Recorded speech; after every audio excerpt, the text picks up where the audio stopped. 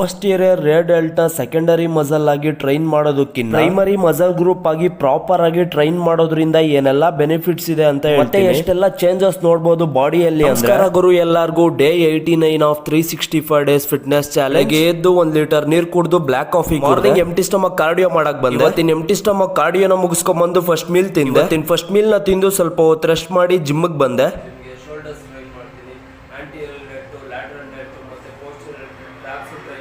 ಇವತ್ತಿನ first exercise variation ಆಗಿ anterior delt ಗೆ ಮಿಷಿನ್ ಓವರ್ ಹೆಡ್ ಪ್ರೆಸ್ ಮಾಡಿದೆ, 5 ಸೆಟ್ಸ್ ಮಾಡಿದೆ. ಸೆಕೆಂಡ್ ಎಕ್ಸರ್ಸೈಸ್ ವೇರಿಯೇಷನ್ ಆಗಿ ಡಂಬಲ್ ಲ್ಯಾಟರಲ್ ರೈಸಸ್ ಮಾಡಿದೆ, ಡ್ರಾಪ್ ಸೆಟ್ ಮಾಡಿದೆ, 5 ಸೆಟ್ಸ್ ಮಾಡಿದೆ. ಥರ್ಡ್ ಎಕ್ಸರ್ಸೈಸ್ ವೇರಿಯೇಷನ್ ಆಗಿ ರೇರ್ ಡೆಲ್ಟ್ ಗೆ ರಿವರ್ಸ್ ಪೆಗ್ ಡೆಕ್ ಫ್ಲೈಸ್ ಮಾಡಿದೆ, 5 ಸೆಟ್ಸ್ ಮಾಡಿದೆ. ಫೋರ್ತ್ ಎಕ್ಸರ್ಸೈಸ್ ವೇರಿಯೇಷನ್ ಆಗಿ single hand cable lateral raises ಮಾಡಿದೆ, 5 ಸೆಟ್ಸ್ ಮಾಡಿದೆ. ಎಕ್ಸರ್ಸೈಸ್ ವೇರಿಯೇಷನ್ ಆಗಿ ಕೇಬಲ್ ರೋಪ್ ಫೇಸ್ ಫುಲ್ ಮಾಡಿದೆ, 5 ಸೆಟ್ಸ್ ಮಾಡಿದೆ. ಎಕ್ಸರ್ಸೈಸ್ ವೇರಿಯೇಷನ್ ಆಗಿ ಬಾರ್ಬಲ್ ಶ್ರಗ್ಸ್ ಮಾಡಿದೆ, 5 ಸೆಟ್ಸ್. ಇವತ್ತಿನ ಫೈನಲ್ ಎಕ್ಸರ್ಸೈಸ್ ವೇರಿಯೇಷನ್ ಆಗಿ Smith machine barbell overhead press ಮಾಡಿ shoulder workout training pump check ಮಾಡ್ಕೊಂಡು ಜಿಮ್ ಅಲ್ಲೇ ನನ್ನ second meal personal training session ನ ಕೊಟ್ಟು ವಾಪಸ್ ಬಂದು ನನ್ನ ಫೈನಲ್ ಮೀಲ್ ಡೆಲ್ಟ್ ನಾವು ಮಾಡೋ ಬ್ಯಾಕ್ ರೋಯಿಂಗ್ ಮೂವ್ಮೆಂಟ್ ಮತ್ತೆ ಬೇರೆ ಎಕ್ಸರ್ಸೈಸ್ ವೇರಿಯೇಷನ್ ಇಂದ ಸೆಕೆಂಡರಿ ಮಸಲ್ ಆಗಿ ಟ್ರೈನ್ ಆಗುತ್ತೆ. ಪ್ರೈಮರಿ ಮಸಲ್ ಗ್ರೂಪ್ ಆಗಿ ಸ್ಪೆಸಿಫಿಕ್ ಆಗಿ ಟ್ರೈನ್ ಮಾಡೋದ್ರಿಂದ proper round shape shoulder delt ನ ಅಚೀವ್ ಮಾಡಬಹುದು. ಬಾಡಿ ಪಾಸ್ಚರ್ ರಿಟ್ರಾಕ್ಷನ್ ಗೂ ಹೆಲ್ಪ್ ಆಗುತ್ತೆ ಅನ್ಕೊಂತೀನಿ. ಇವತ್ಗೆಲ್ಲ ಇಷ್ಟೇ, ಮತ್ತೆ ಸಿಗ್ತೀನಿ ನಾಳೆ ನಿಮ್ಗೆ.